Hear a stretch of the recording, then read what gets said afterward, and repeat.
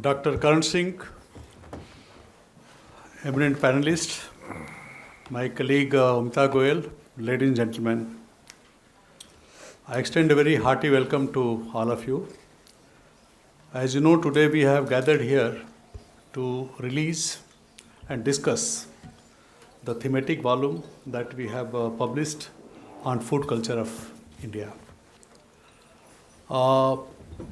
As you are all aware, this entire publication work itself, or the editorial board that we call, has been actually started by Dr. Karan Singh, and we are very fortunate that we have been getting his continued guidance.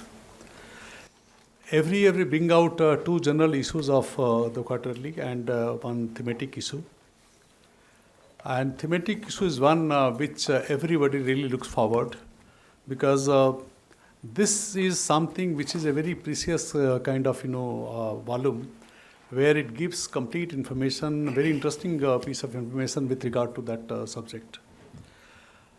We in the editorial board chaired by Dr. Karan Singh, we decide every year as to which theme we should choose.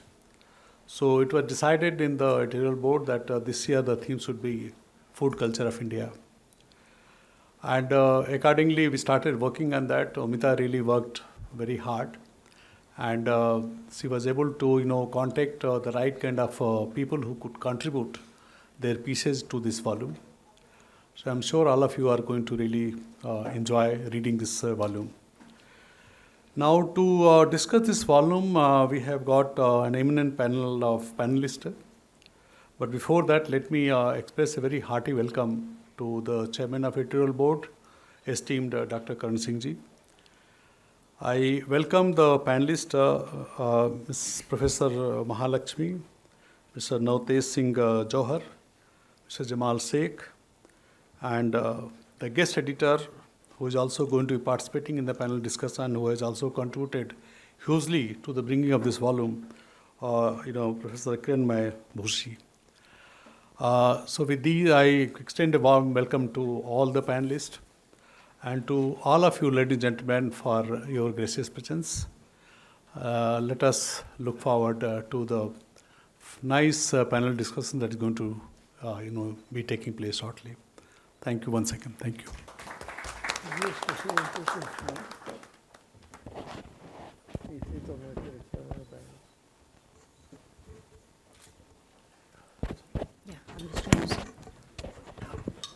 Thank you, Mr. Srivastava. I would just like to add to Mr. Srivastava's welcome. It's absolutely wonderful to have you all here, and it's so encouraging always to see a full house. So coming back to the food volume, we start a year ahead of time, and that's how long it takes to bring this out. And when we decided to do food, it was only after we decided that we came up and said, what are we doing here? Food Cultures of India is like an encyclopedia. So we really had to work. Why? When I say we, I mean Kiran, of course, Kiranmayi, Professor Kiranmayi Bhushi. Can I call you Kiran now? I think Kiran. Okay. And so we really had to, pull it all in, and we would have liked to include so many more things which are very important. I know we have left out some important issues, but so you will find some gaps. But we've done as much as we could, and hopefully maybe we'll bring out a second volume once you've read it and you get back to us with your feedback. But Dr. Bhushi's introduction has very succinctly put the individual papers in context. So I will not say anything more about the volume, and you will read it. But just to give you a little bit of a sort of brief. So we started it with, it's not divided into sections in any way, but it kind of goes historically from the origins of agriculture and the link with civilization, the trajectory of vegetarianism in India, linking this to the influences, later influences, confluences, and transformations of foodways, then to food consumption, identities, subcultures, and finally what is most crucial today, security and food equity. We have our expert in the audience. And I know you're all drawn here by this topic and our panelists, so I'm just going to leave the space now for everyone else. But I have to just say that when I sent out invitations to academia, my friends and others and academics, I started my invitation by saying, I know this is not your area, but I hope you can join us. I got back every single mail with this indignant response. Of course it is my area. So it just shows. So I discovered that you don't have to necessarily be an academic to talk about and write about food. So I think it's Indian currency more than anything else. So I just want to take a moment to thank people because I hate leaving it to the end. Dr. Bhushi, obviously. Because she just came on board readily with masses of commitments and just put her heart and soul into this. And I would have been absolutely helpless without her. That goes without saying. She's the subject expert. The contributors have been amazing. I don't use the word awesome, but I have to. They've been absolutely awesome. And all the Delhi contributors, most of the Delhi contributors are here. So may I please ask you to stand so we can recognize you and also give you a big hand. All the Delhi contributors. Yeah, Dinesh is there as well.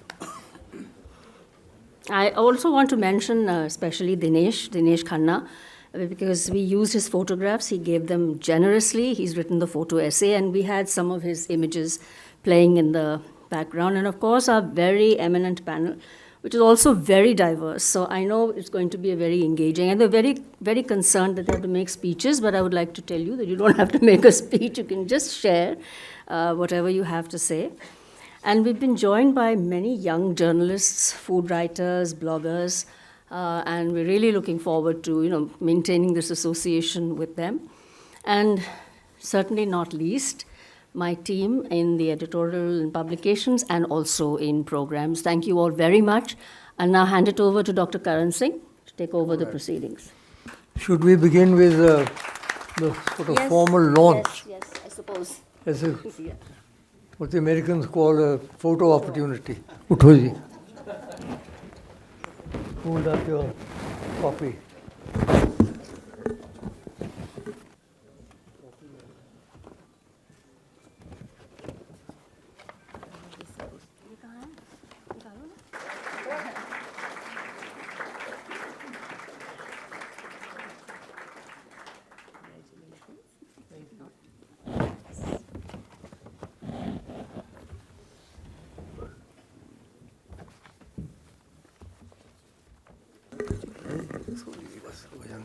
Thank you.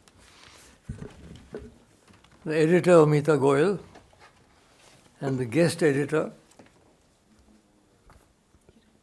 Kiranmayi Bhushi, and the very distinguished panelists. It's such a joy to see such an audience. See, this is what India International Center is all about. It is to get audiences like this, with so many people, some famous, some not so famous, but all of them interested, and cutting across all the barriers of any barriers you have of caste, of religion, of creed, of ideology, and we get them together at these occasions. And that is, it gives me, because I was one of the founders of the Indian National Center many years ago, along with Dr. Deshmukh. So I've seen this center grow for 60, 70 years. And to see it like this with, as you said, with this sort of an audience is really a joy. So first thing I'd like to thank all of you for coming. Food, as I said the other day, everybody's business. I mean, there's nobody who's not involved in food one way or the other. There's so many elements to this. First of all is the availability of food. I remember, perhaps some of you are old enough to remember, when we lived in India from ship to mouth. Literally, when a ship arrived with grains, we had enough to eat. When it didn't, there was a problem. And today we are overflowing, our godams are overflowing, and we are exporting. So that's one tremendous change that has taken place with the Green Revolution, with Dr. Swaminathan and R.K. Randhawa. They were one of the great benefactors of the human race. Because today, with 1/6 of the human race, we are feeding ourselves. The second is equitable distribution. What always bugs me is, how is it that We have millions of malnourished children in India, and yet we are exporting food. I mean, what's wrong? Why can't we fix the system? We're giving food now. What was it? 80 crore people, Yes. which is itself a huge exercise. But the fact is that there's still so much malnourishment. I remember when I was health minister many years ago, the figures of malnourishment were very depressing. They're not terribly much better now. Millions of children go to bed every night hungry. How can we accept that? If we are a great nation, we can't call ourselves a great nation if children go to bed hungry. I'm sorry. Whatever other greatnesses we may have, and we have many, we cannot call ourselves a great nation until everybody is fed, for God's sake. So why are we unable to feed everybody? Now, one of the important things I feel are these midday meals. The midday meals at least ensure one decent meal a day to all children. I think this should become compulsory. I keep hearing they're dropping midday meals, that's a travesty. You can't drop midday meals. At least give them one meal a day. Somebody said, I think it's in Tamil Nadu now, they're starting to give breakfast also, which is one step further. But to give one meal a day at least, and to the children in that particular age where the nutrition is so important, I think is something that we have to insist upon. As citizens of India, we have to insist that this happens. Then there are so many other things, the cooking methodologies, and Vandana is here, she's been all her life talking about foods, whether we should have fertilizers or not fertilizers. That's a whole different, we can have a session on that separately with you in the chair. But there's that. And there are cooking methods. We throw away all the nutrition. This obsession with white rice and white bread is absurd. It should be banned. If I had anything to do with it, I'd ban white rice and ban white, because by the time it becomes white, you've thrown away all the nutrition. All the nutritive values are not in the white rice or the white bread. They're in the brown rice and the brown bread. But we go to these parties, we see huge piles of white rice. It's criminal. Our cooking habits must change. All right, we've had this for many years, but we've got to change. We won't never become a prosperous country until we change our habits. In many ways, one of them being the food habits, the way we cook. Then there's the whole question of vegetarianism. There's some very interesting articles in this about vegetarianism. You see, these double issues which we have once a year, we choose a topic and we concentrate on that topic, and these have become collector's items now. They usually become books, and they are encyclopedias of knowledge, because the way we choose the way the editor chooses the contributors ensures a broad spectrum approach to it, not an ideological approach from one side or the other, but cutting across ideology. And that's what we have in this volume. This is a fascinating volume. I have not been able to read more, frankly, than one or two essays. But and then the differences, like we are different in every other way, we're different in food habits. From the tabak mas and rogan josh in Kashmir down to the idli and dosa in Tamil Nadu. I mean, I've eaten them both, so I know exactly the difference. And it's fascinating. Every state has its own cuisine. Like they have their own dress, or they have their own dance, they have their own cuisine. For example, the Andhra cuisine is different from the Tamil cuisine. And the Kerala cuisine is different from the Telangana cuisine. So this diversity of cuisines is another fascinating thing in India. And I think that has been covered also in this logical. There are lots of other things. I don't want to go on this because this is not an area in which, it's very interesting. In my house, we have three kinds of foods. I tell you. We have North Dogra food. I'm a Dogra, so in Jammu, you have the Dogra food, which is very much like general North Indian food, but with khatta meat and khatta dal vagara, certain khattai in that. It's like Kangra, Jammu, that area. Then my wife is from Nepal, so we have a lot of Nepali food. We have a lot of Nepali food. And then, of course, being in North India, we have North Indian normal food. So between North Indian general food and Dogra food and Nepali food, there's a whole distinguishing difference. And that's what makes it so interesting, to have different types of foods all the time. So, well, we have a very interesting panel now.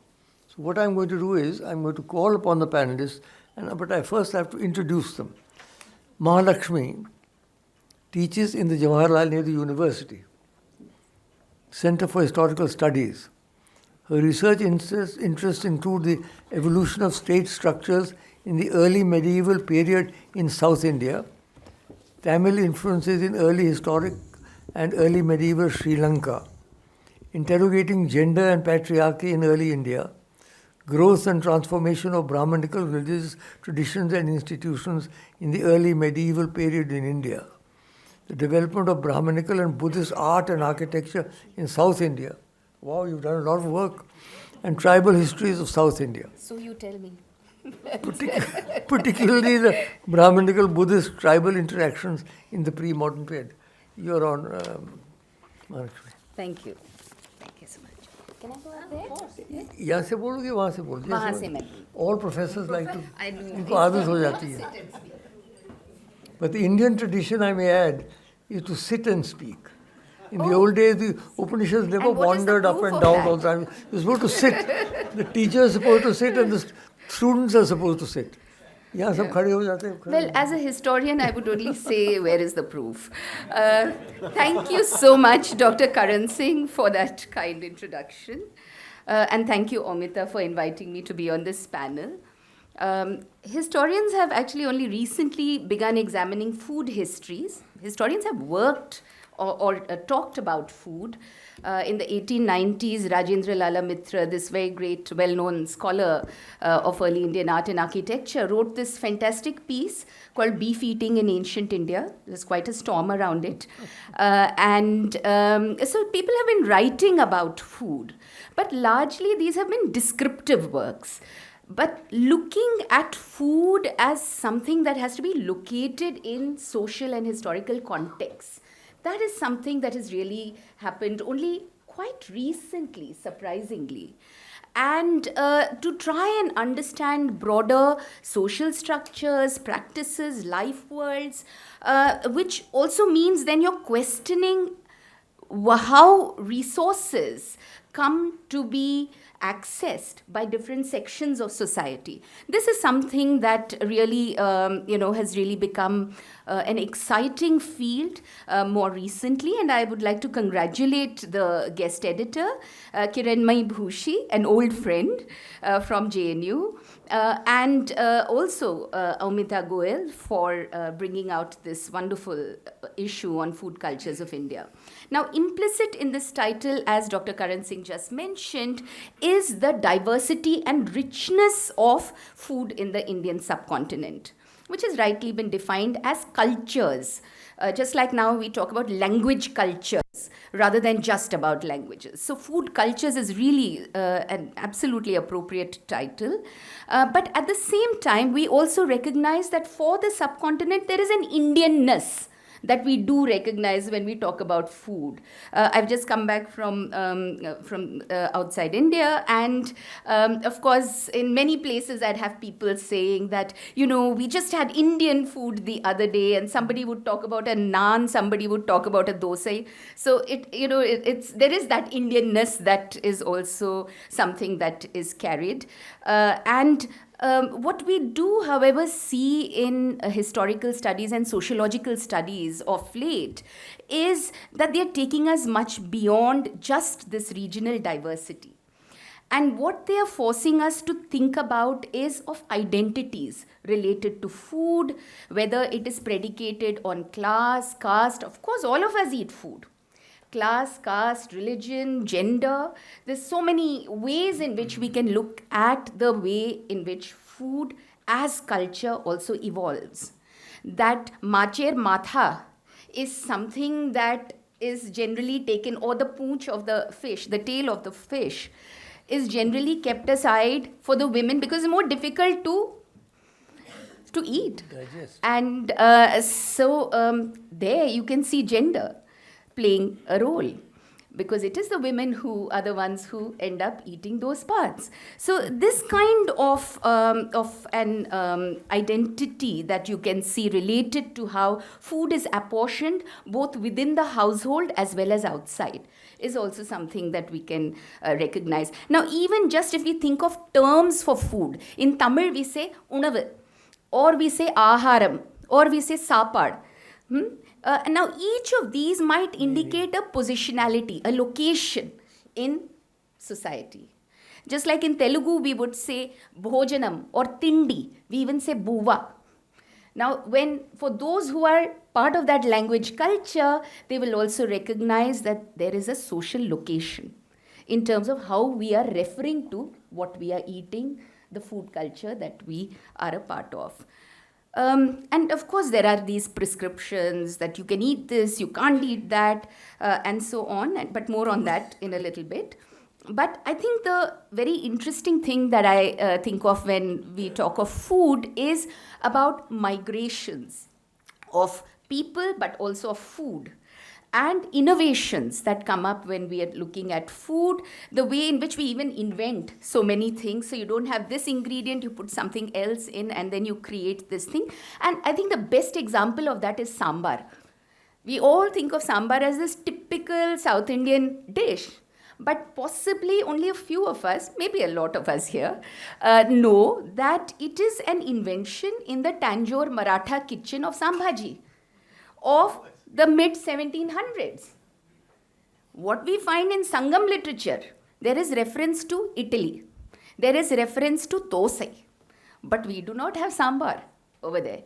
We have lentils that are mentioned. In Andhra, in inscriptions, Telugu inscriptions, numerous inscriptions which talk about pesarpappu, so moong dal. So the pesarettu, it's natural that over time people would have processed that food and made that kind of a dish, right? So the food cultures are also evolving, they are invented, there are innovations that are coming in. And I think in terms of how we think of some foods as so central, like the potato, the ubiquitous potato, wherever we go, doesn't matter which part of the country, even in the south, the masala dosha that we talk of, but I think it was invented in the north and it came back to the south. But anyway, the masala dosha with its aloo inside, whether we talk about aloo dum from Bengal or from any other part, and so on. So potato has become so central, but again, potato comes to us very late. It comes with colonialism. It comes with the Portuguese and also with the British. Portuguese in the western part, but primarily it is the British who kind of encourage cultivation in Bengal in the 19th century. Chili. When we think about food in India, but especially when I think about food, say like pickles, the avakai, without which I can't have my tair sadam, or my vadamanga, and so on, all my pickles that are there that I'm so used to, that chili, the chili powder that's going into it has come only with the Portuguese, right? So it's in that sense that we are constantly looking at new elements that are coming into the food, and we accept, we source it, we process it in our own ways. We are not using the chili the way maybe the South Americans were using it and so on. And of course, the Portuguese were bringing it from there. So that also, so in terms of movements, that is also something that's very, very important. So this intersection of food with social and cultural values is what we call foodways. And I can see that there are a couple of articles in this volume which talk about foodways.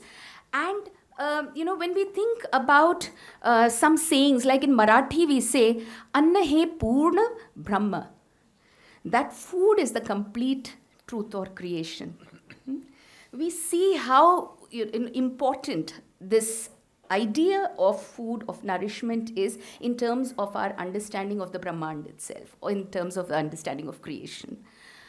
Now, food is differentiated, obviously, between of various kinds. So, depending on the source, whether it is plant, and there we'll talk about the vegetable, seed, fruit, stem, etc., or whether it is an animal source.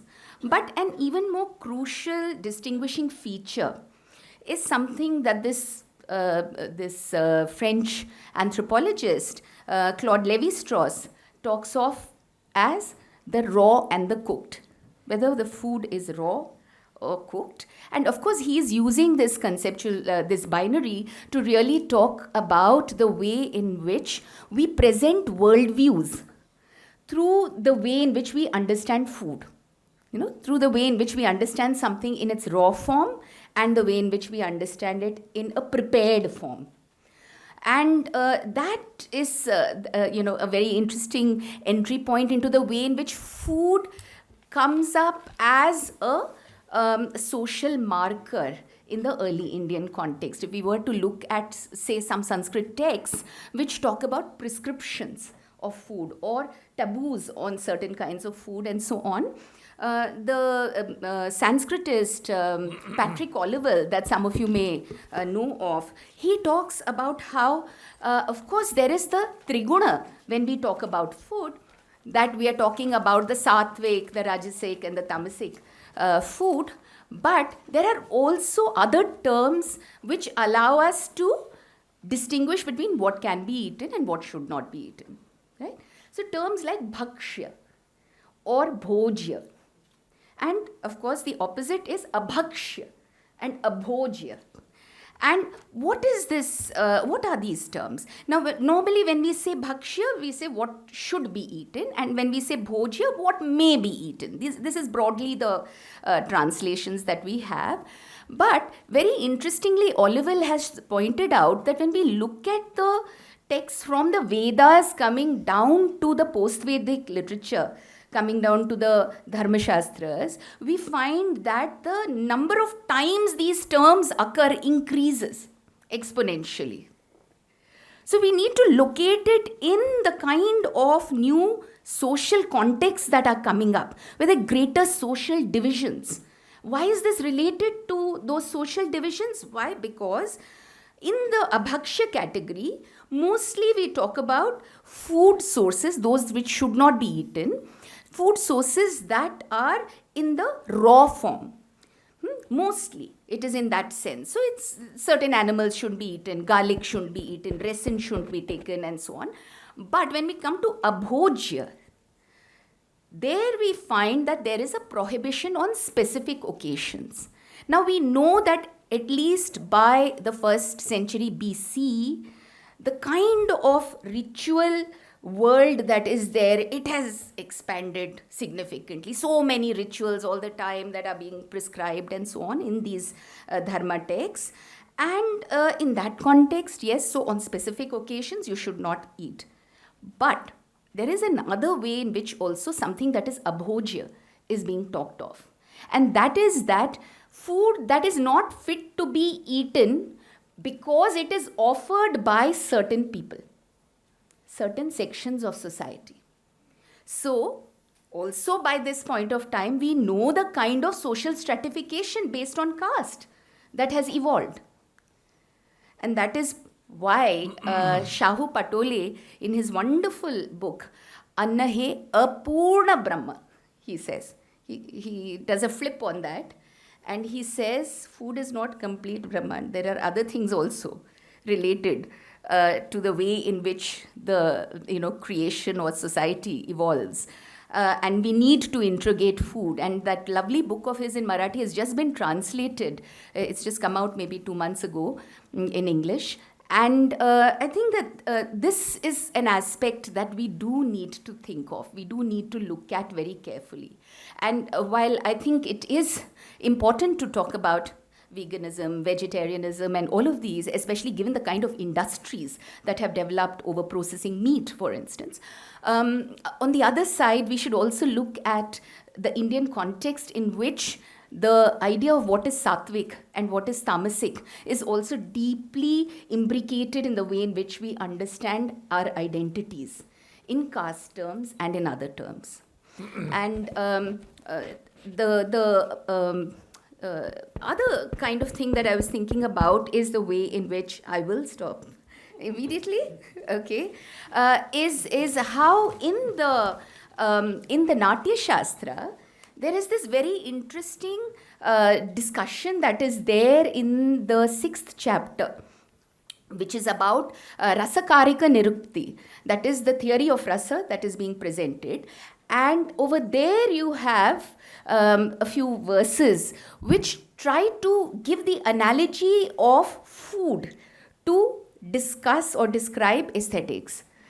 And that description is very, very, so it's a drishtanta that is being provided, an analogy that is being provided, how like various spices, vegetables and other things come together to give rise to Shadarasa, the 6 tastes when we are looking at food, different parts of the mouth where you get these different tastes and so on. Similarly, we need to look at these different sentiments, these different ways in which we experience or feel certain emotions, certain bhava and so on.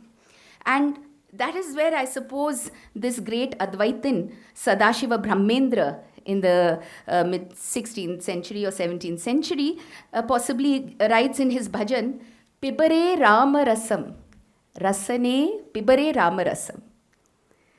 Drink of the rasa of Rama, O tongue, drink of the rasa of Ram. And this kind of symbolism of using food to describe so much else, so much more, is something that we find replete in mythology.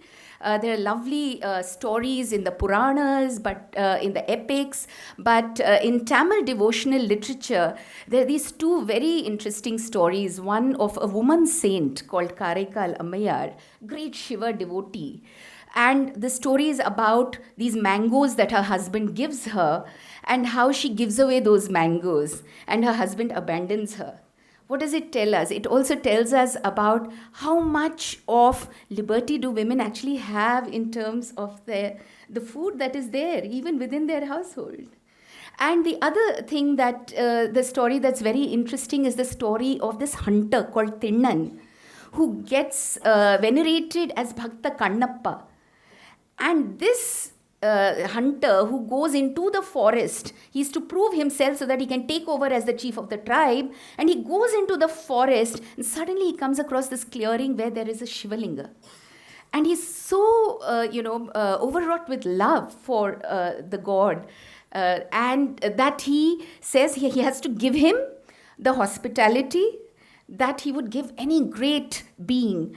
And so he goes on a hunt, finds this young boar, hunts that boar down, cuts it up, cooks it. Not merely does he cook it, he tastes it like Shabari. He tastes it and then offers it to Lord Shiva. So food, therefore, is not just about taste. It's not just about region. It comes to occupy a very important place in our symbolic life or culture as well. Thank you. Thank you. Thank you, Mahalakshmi. We could listen to you the whole evening, but there are other panelists also. No, not at all. It's very interesting. I must add, as I've said in my introduction, the Taittiriya Upanishad has this aham annam, aham annam, aham annam. I am Anna, I am Anna, I am Anna. Now that is something extraordinary, because that is really the basis of our religion. The Upanishads, they are the supreme texts. And there, the awareness that the divine itself is the Brahman, I think has become very important. Well, my next panelist, Navtej Singh Johar, is a dancer, choreographer, scholar, yoga exponent and social activist. His work within all fields of his varied interests remains consistently body-centric, drawing upon the plural vocabularies of Bharatanatyam, yoga, Vedic chanting and physical theatre.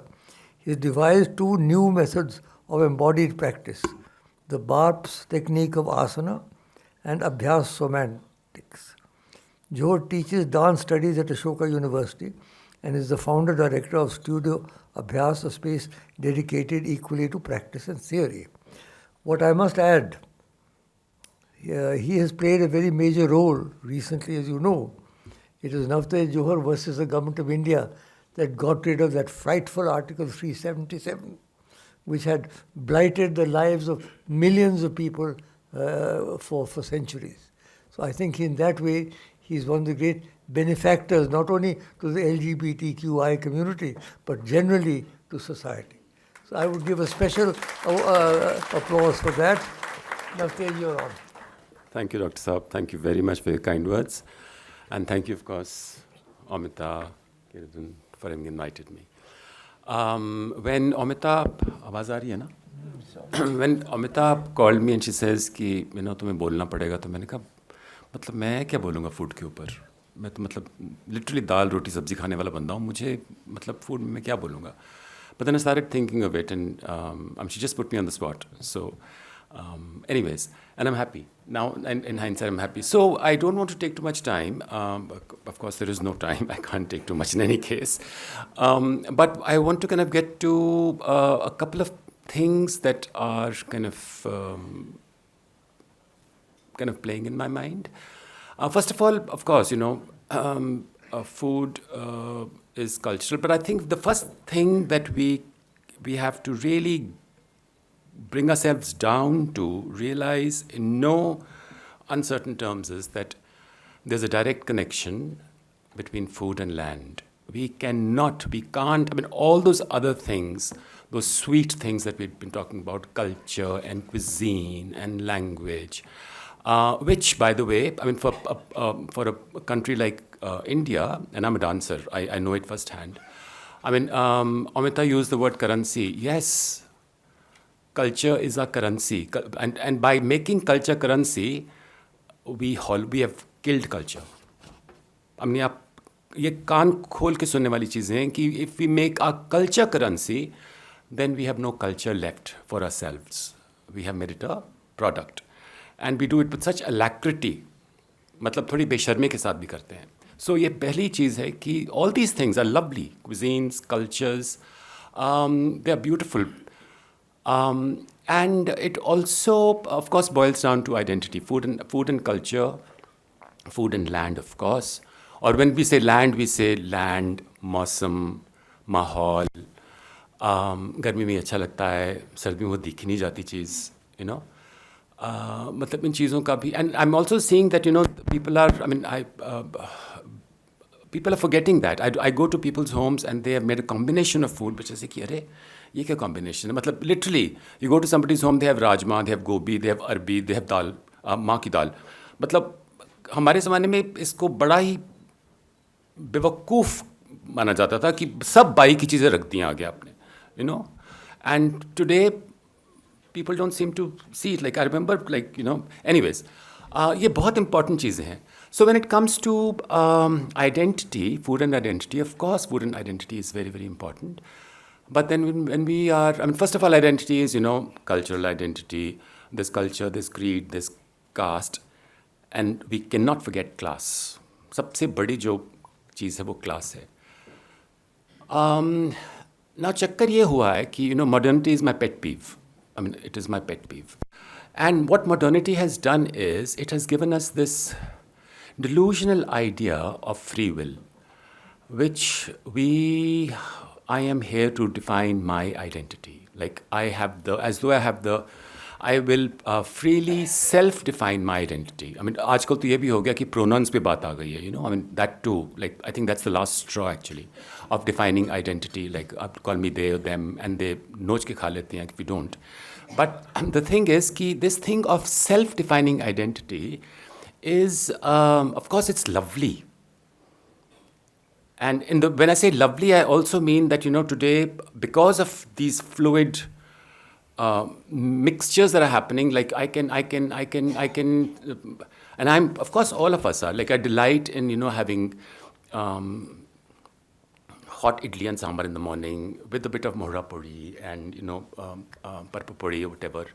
and then I want a pasta, and then I want a avocado salad, and then I want a maple syrup ke saath ye, and then a bit of wasabi will do here, and I mean all these lovely, and I think कि आज के दिन मतलब ये जो है ना कि access to tastes, and then my taste calls me to reinvent something in my own kitchen कि वो वाला taste जो चखा था ना उसको दोबारा, like literally rasa makes me create. It's not the other way around.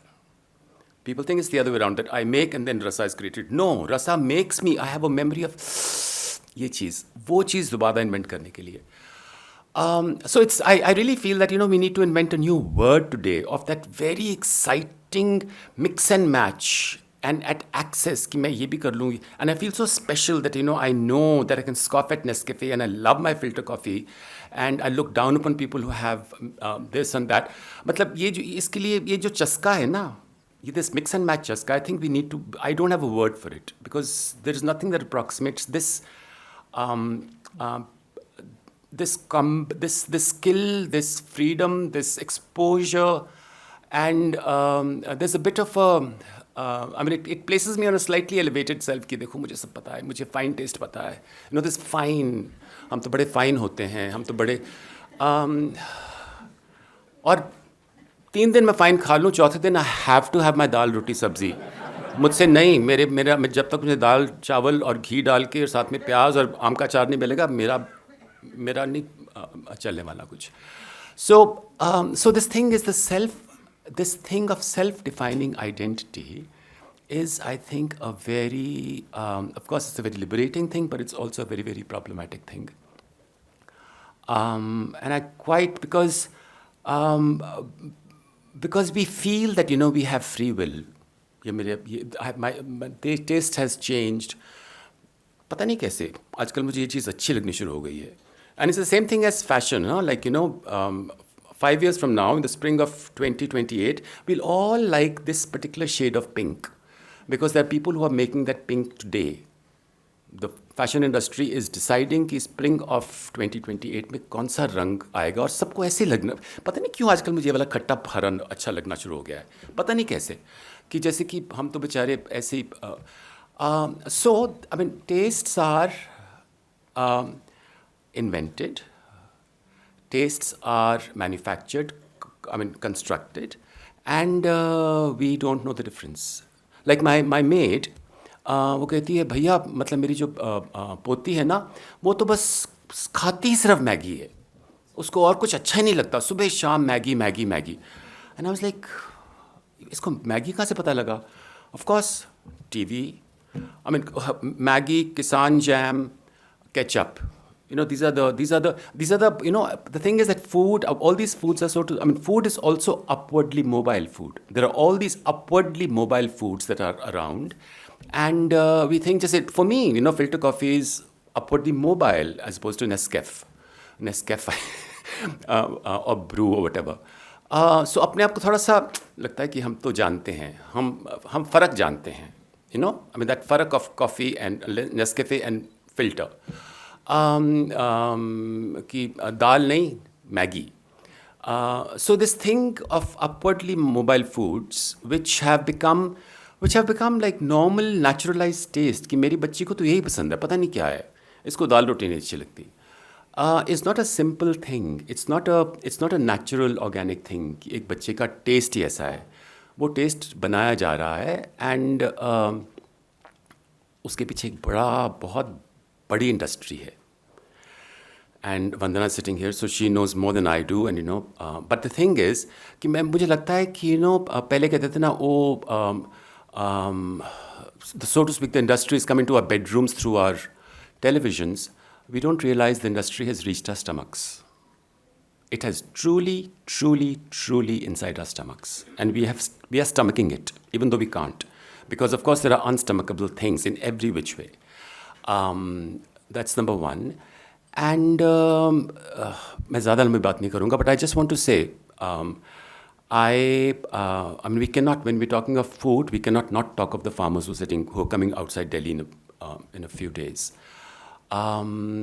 Because I got involved with the Farmers Morcha, and that made a huge difference in my life, because I moved to a village. I now live in a village. I grow my own. मैं जब भी आता हूँ इतनी सारी सब्जियाँ लेके आता हूँ. आज भी भिंडी, ककड़ी मुझे बहुत पसंद है. मैं खानी बंद कर दी थी बिकॉज आई टू थिंक पता नहीं कहाँ धोते होंगे and you can't peel it.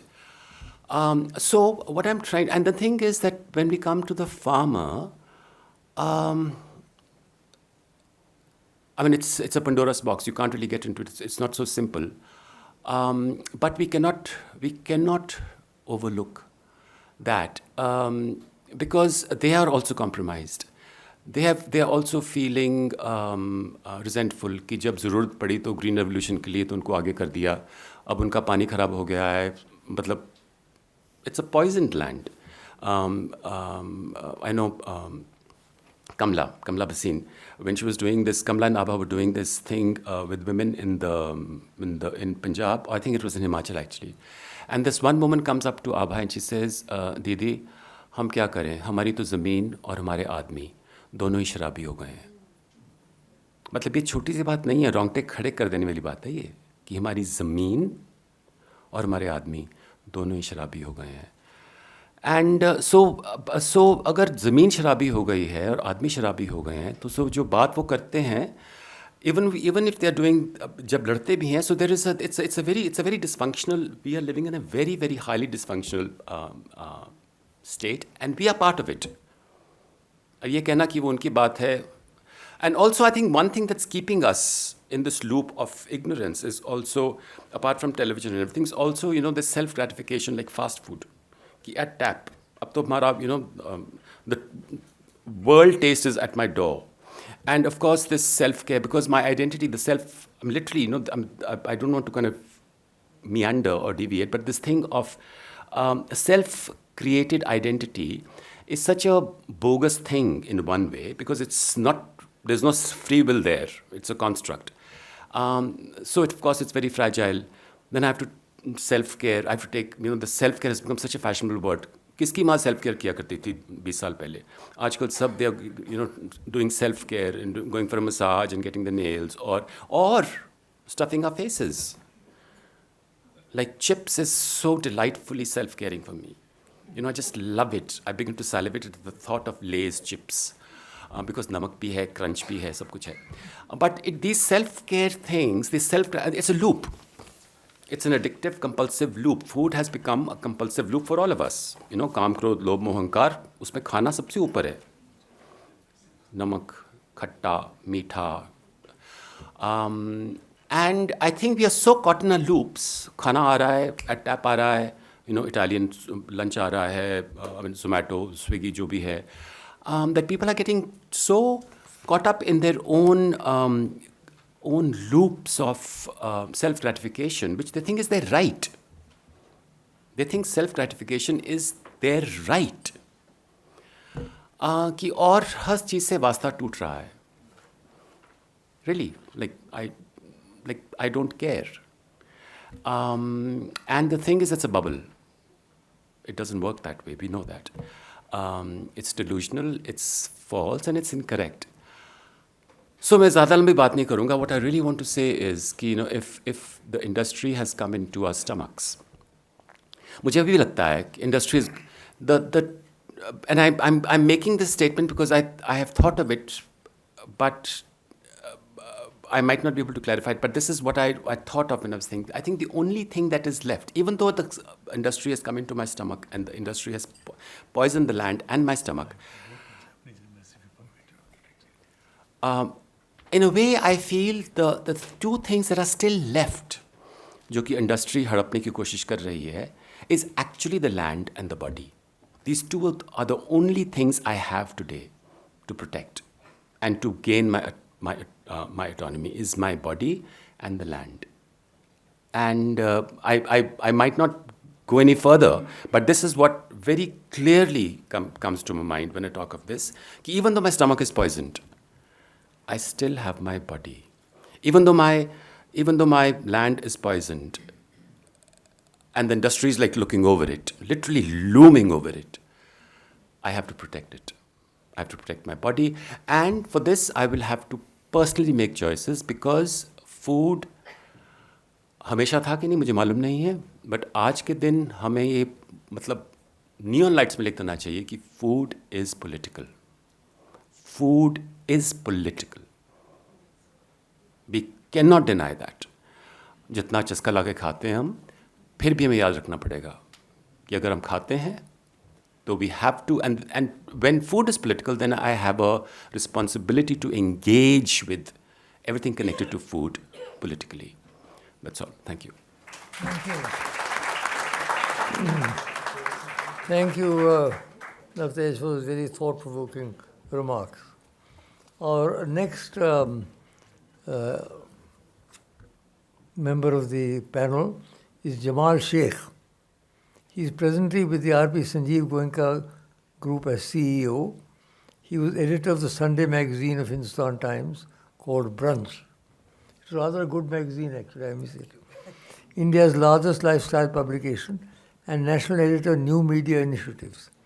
After cutting his teeth at the Times of India, he launched the Indian edition of Men's Health magazine, introducing fitness to a population that felt fitness was a luxury for the privileged. He then launched Rob Report, the world's leading luxury magazine in India, and Discover Channel magazine.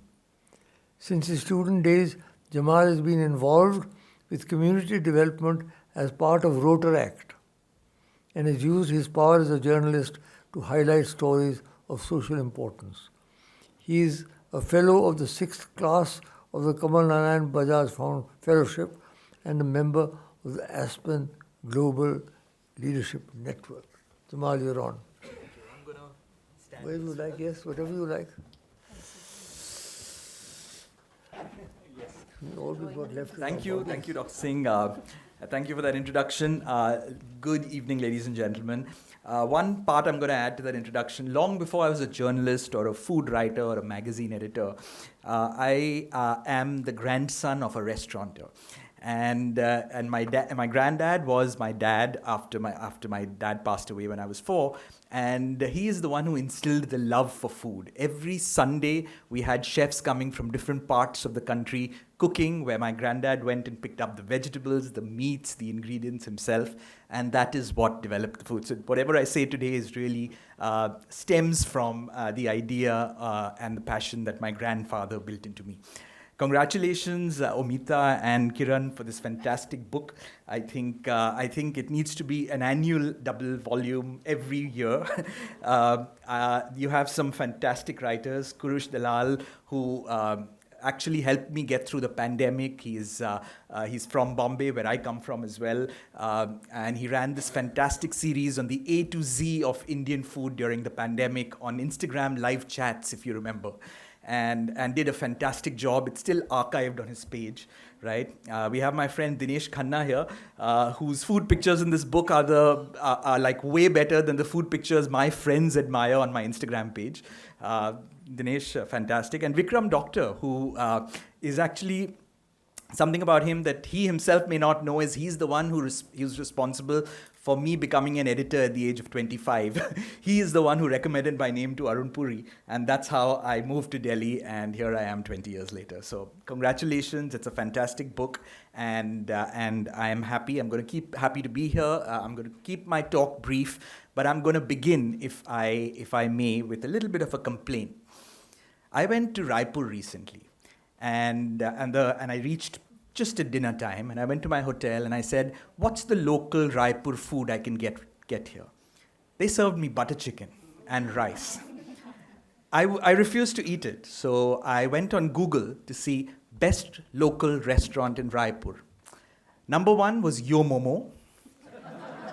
Number 2 was Barbecue Nation.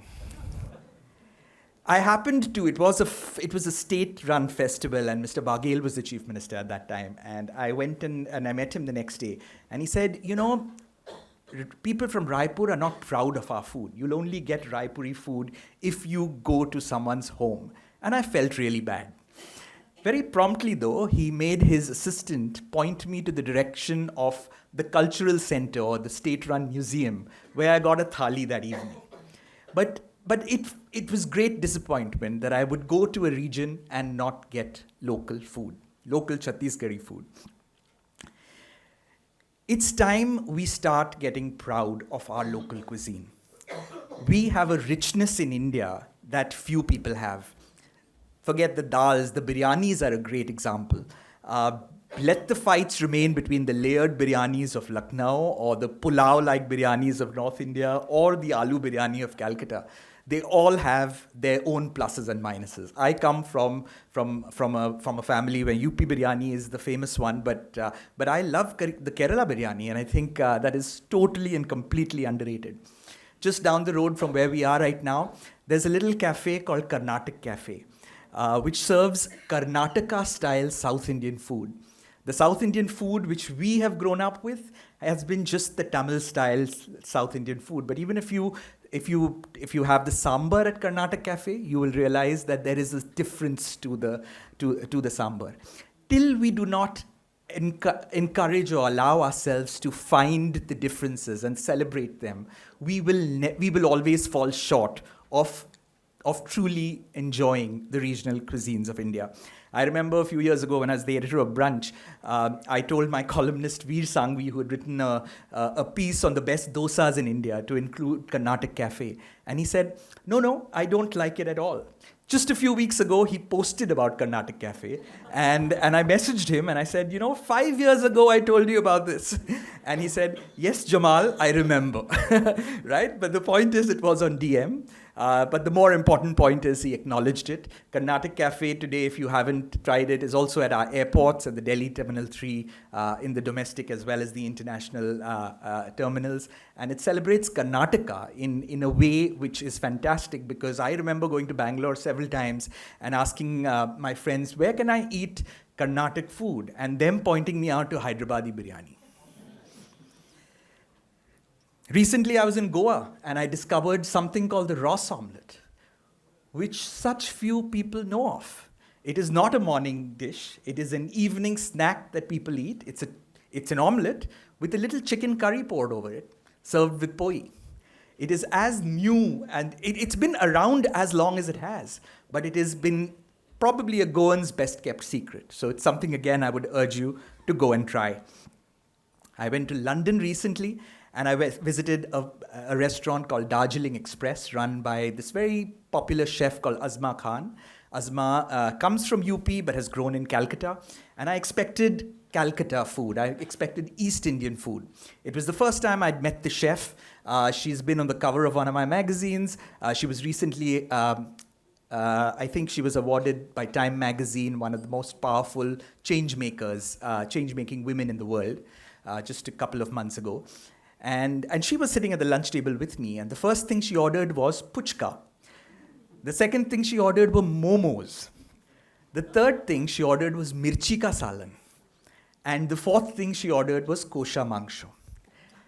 All of the dishes, please note, were from different parts of India. Her place is called Darjeeling Express. Her head chef is a lady from Nepal. Her kitchen is an all-women's kitchen, which has been hailed for the last 10 years and celebrated for being a source of uplifting women.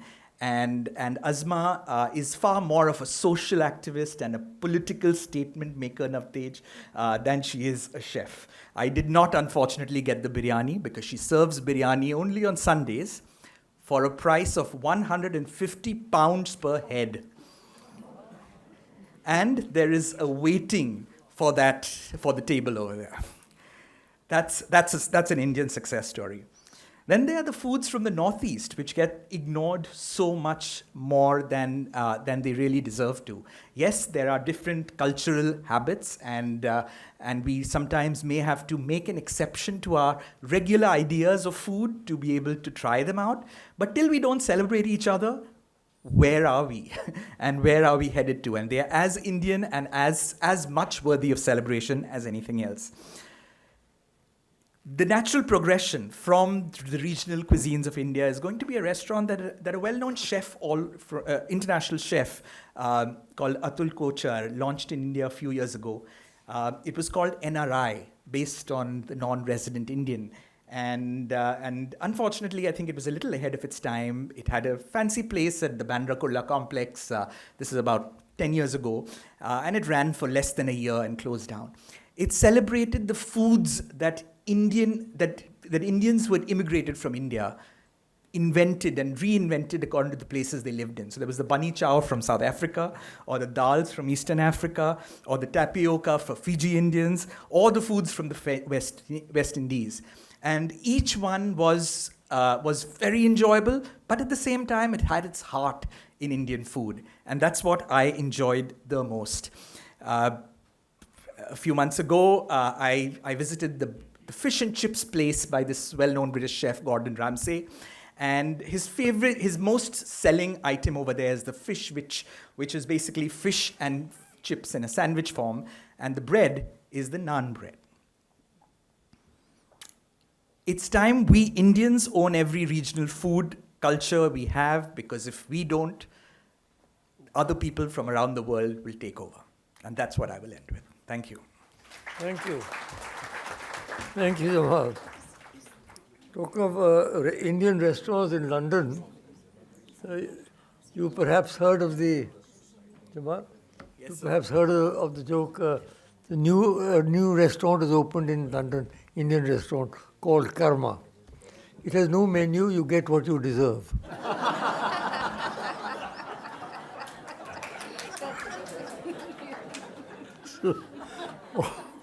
All right, now we come to our last panelist. Kiranmayi Bhushi is currently a professor in the Faculty of Sociology in the Indira Gandhi National Open University. She has a PhD degree from Jawaharlal Nehru University. She has had a brief teaching stint in Columbia College, Chicago, USA. She also taught in Ambedkar University, Delhi. She was a visiting faculty at Ca' Foscari, University of Venice, Italy. Her research interests lie in the area of diaspora studies, migration and transnationalism, food studies and popular culture. She has published several articles and research papers in leading journals.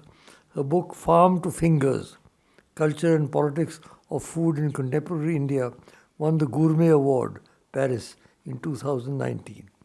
Her all-encompassing interest in food took her to setting up a restaurant as the co-founder of Gunpowder, cooking and growing food in the Kumaon region of the Himalayas.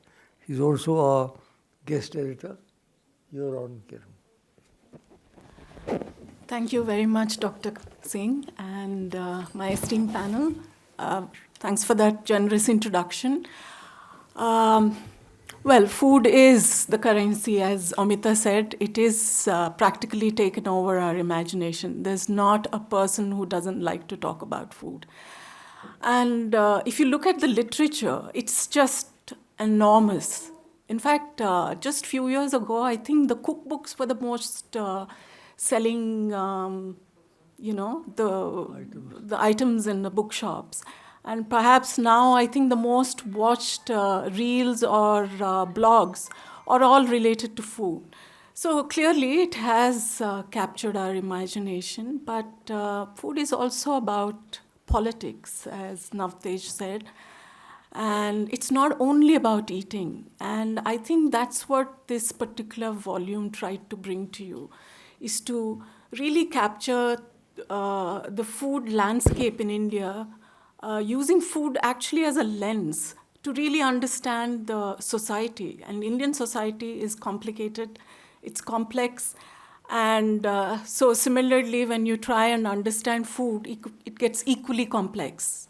And so capturing this was almost an impossible task. And despite some of the best writers we have a stellar contributions. Dr. Vandana Shiva is here.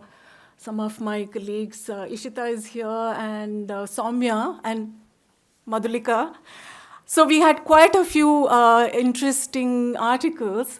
And despite that, both me and Omita felt that we might have left out quite a lot. And I think even if we were to do a second volume, there'd be still many which would be left out.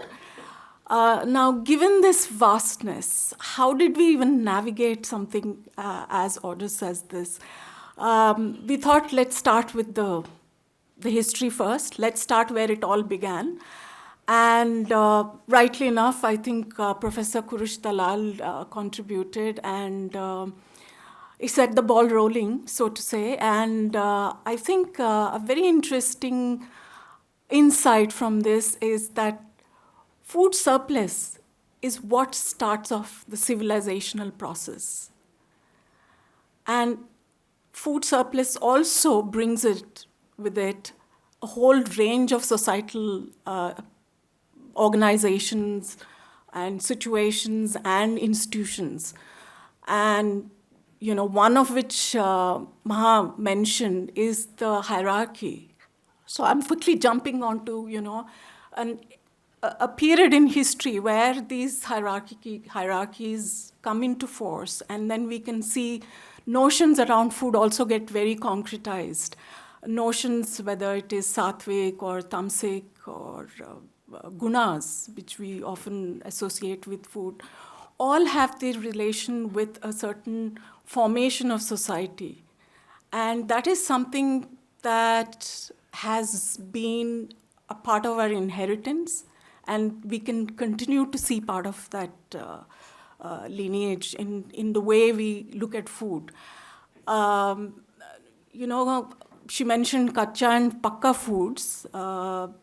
That notion is something that we somehow think it's gone away, or that commensality is now become not a problem because we have civic sense of eating together, in restaurants and so on and so forth. But actually, if you really look at it, it hasn't really gone away. The midday meal scheme, which is supposed to be one of the most secular of programs that was conceived, also has a lot of problems, one of which comes in much of the literature which came out on the midday meal scheme is the continuing ideas around pollution and purity. Food cooked by Dalits is not easily acceptable. Children eating together is still not very acceptable. And we don't have to go that far. I mean, the fact that we have different fleets for different foods, vegetarian fleet now and non-vegetarian in Uber, is also a very interesting take on, So in fact, I did order for, one day I ordered for a party and I ordered a vegetarian and a non-veg dish. And so two different, people came and delivered. So I assumed that I've got all my orders, but it turned out that there were two different fleets because one was a vegetarian and one was a non-veg. So,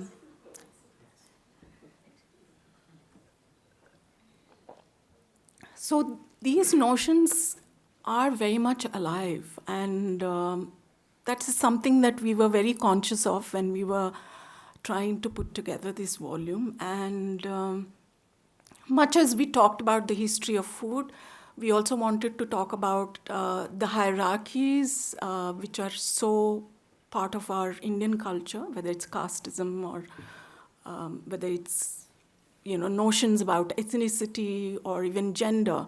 Maha also already mentioned how food is so genderized.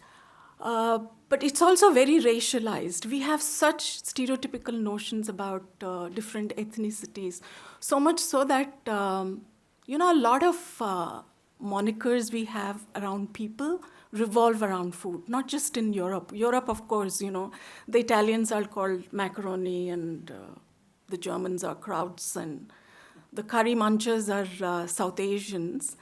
And I remember a friend of mine telling me that he's called Tair Sadam. So you can imagine who that would be. So, or, many people think sambar is, it's significant, so machar jol is Bengali. But behind these notions are also our conceptions of how certain things come to India or how they seep into India. So we have a very easy equation and a very quick way to summate this very checkered history. So X comes and leaves behind a kebab, or Y comes, leaves behind, beef. But it's not really as simple as that. And this is something that we tried in this volume, and we found that recipes really as the Rana Khan says, they marsh, they mingle, they morph. And our author, Kabir, she says that they actually are creolized, in the sense they actually interact so much that we really don't know at what point which has originated where. To many of us, chilies are as native to India as they are to Americas, right? So I think it's really, to me personally, to talk about origins of recipes is not really the point. And of course, it is very engaging and can be quite entertaining. In fact, I got recently a WhatsApp message, which somebody sent me a WhatsApp message saying that since you're into food, you might be interested to know the origin of Tair Sadam. So Tair Sadam is the Tamil word for curd rice. So according to this WhatsApp message, curd rice originated in Kurdistan. And Babar was on one of his campaigns, somewhere probably in some Central Asia, they don't mention where. And he came across this woman, her name is Tair Unnisa Sadam. And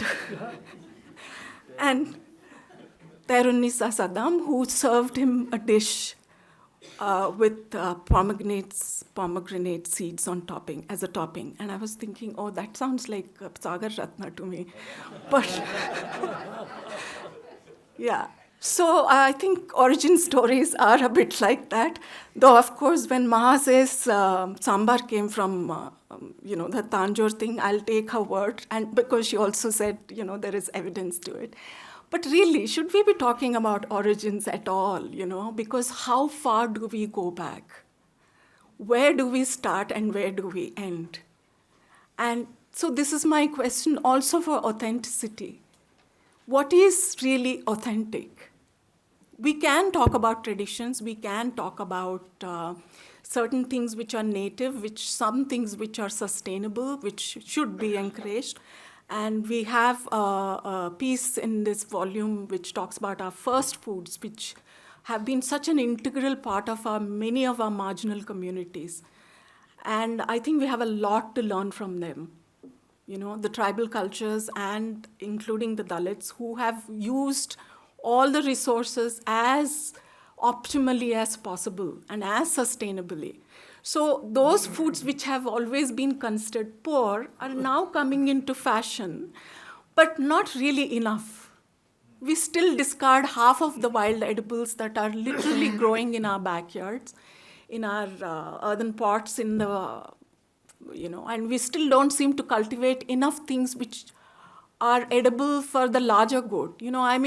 Look at our own RWAs and various other communities.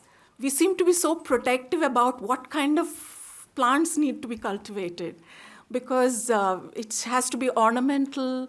It shouldn't shed too many leaves. You'd rather have palms rather than, drumsticks, for instance. Recently, I found some of the mulberry trees were all cut because the children were eating them. So I think we really need to look at these hierarchies that are so built into our mental makeup as to what is poor food, what is aspirational food, So I think we seem to be constantly striving towards this aspirational food. And even if we do resurrect some of these poor foods, it does somehow change its, it kind of morphs into something else, right? And then before you know, it becomes a fashion trend and loses its context and relevance. So, so coming back to these hierarchies, I think this is something that we try to hone into this volume. That's one aspect. The history, of course, and as I already mentioned, history is not just one linear sense of invasions and influences, but it's really a complex web of influences and confluences. And as I already mentioned, I think it's really pointless to go into origins. And so I think we really need to look at history anew in a way that really makes us look at how we came to be, rather than whether we need to eliminate something because it came from outside.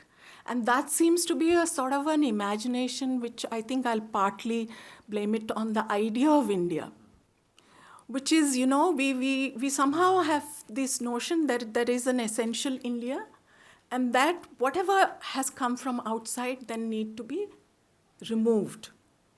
But what is India is really a complex unfolding, and that the process will continue. So I think a lot of times food gets associated with nations, with ethnicities, and with cultures, and they get essentialized and concretized, and which in a way might serve the purposes of identity politics, but really food is actually a very free-flowing process that can't be really contained.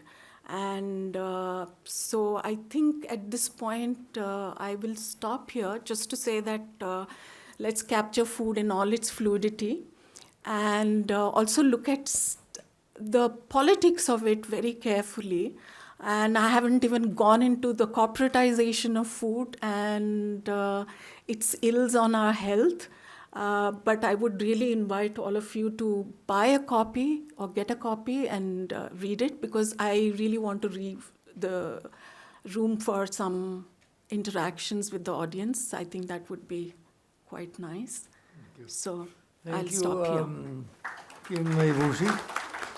Actually, we are supposed to wind up at 7:30, but I'll stretch the thing a bit just for take a few questions. Will anybody who wants to ask questions raise their hand and direct the question at any particular member of the panel that you want. Microphone to nahi hai beta kahin? Micro black suit, yes. Boli yes, is very good acoustics.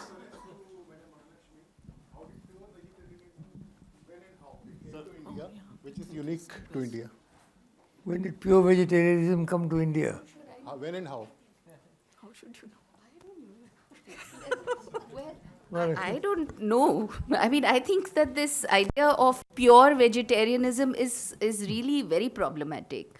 When we look at early texts, and I have looked at a few texts, say in Sanskrit or in Pali or in Tamil, I don't see vegetarianism.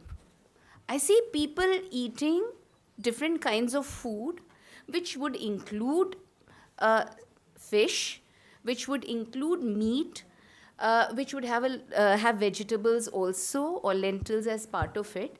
But there are occasions when you are told that you cannot eat certain kinds of things. No, but the Jains, for example, are pure vegetarians. But the Jain tradition is the one which first brings up the issue of not having, say, roots also. So vegetarianism, the way we understand it today, is not what we are looking at when we are even looking at the Jain understanding of food. That there are certain foods even, which come under vegetarianism today, which would not have been a part of the Jain kind of cuisine. On the other side, when you look at Buddhism, the way in which you find, the idea that you should not kill or harm any animal for the sake of food is something that is said. But it is also said that if somebody is offering you that and has nothing else to offer, then you have to take it. Yeah. There is no vegetarianism. So there is no vegetarianism as such over there. Buddhism It is the Jains who first come up with this idea because of the idea of jiva, that they associate as a living organism that is there in different parts of nature. Yeah. And Any Dr. questions? Dr. Macha, sorry. Sorry. Brief reply. Yes, sir. Bhai, yahan dekho. Thank you very much. It has been the most enlightening evening. I wish to personally thank. There is a great debate going on about organic foods and the non-organic foods. And mostly nowadays, young people are quite aware that there should be a balance between protein, carbs, and fat. So this is the new trend. And now the industry that you mentioned, or the politicization of food, for which the Food Security Act is perhaps on the agenda of the Parliament, all these things happening. But the 80 crores or 81 crores of people who are being provided free ration, have you ever looked at what is being supplied? I have worked in the grassroots with the poor sections, and it's a very big divergence. Some of it is unfit for human consumption. Really? Yes. They take it and sell it to more poor people and then look for some better quality. So, and the hunger index, which was washed away, or which was denied by the government of India, does not acknowledge. I mean, the International Government Index says that the largest number of the people who don't get proper food is in this country. So as Dr. Karan Singh clearly mentioned, but the debate about organic and the non-organic, and Dr. Vandana Shiva is here every year on the 1st of October, we get your organic food cuisine, please, and enjoy it. So if you have some comments about that and the balanced we have no comments about diet about... Last question, anybody Yes. else? Anybody Thank you very else? much. Anybody else? Kaha? Okay. I'd like to relate the last question. How far does the story of origins begin, of food origins begin? And the first very wise set of comments made by Dr. Singh about how is it that a country which has been food sufficient for so long is still has a large hungry population. And I'd like to suggest that the story of origins of food goes back to the story of origins of hunger, and that is to the biological body or the evolutionary history, which is the prehistory of hunger. And as we know today, the human gut cannot take meats which are not cooked. We know all this from evolutionary data, but what has happened is that all of us in this room suffer from hunger, but we do not suffer from chronic hunger, and therefore, and in the West, the global hunger map, you wipe out the entire, the white patches are all the Western world. So hunger is no longer a sexy topic in the West at all. It has been replaced by climate change and such like, and the evolutionary body, we all have biological hunger clocks. There's not a single one person in this audience who has not. We have it from birth to death. It is the sixth sense, along with taste and touch and so on. So in order to understand the story of hunger, we have to go back to our common evolutionary origins. And if we do not acknowledge that we are 1% difference between all of us, whatever our cuisines, we will not be able to really understand this. Just a footnote, you talked about the Upanishads, Dr. Singh. Yes. Upa is, and the historian asked you, what's the evidence that you sat rather than stood? And the evidence is there in language, because upa is sub, ni is neath or near, and shad is to sit. So it is just like understand. Upa, ni, shad, you sat underneath the Vedas or underneath your teacher. So there is evidence in language about where you sit. Thank you very much. Good. Well, I think now we must wind up. Thank you all very much for coming. Have a very good night.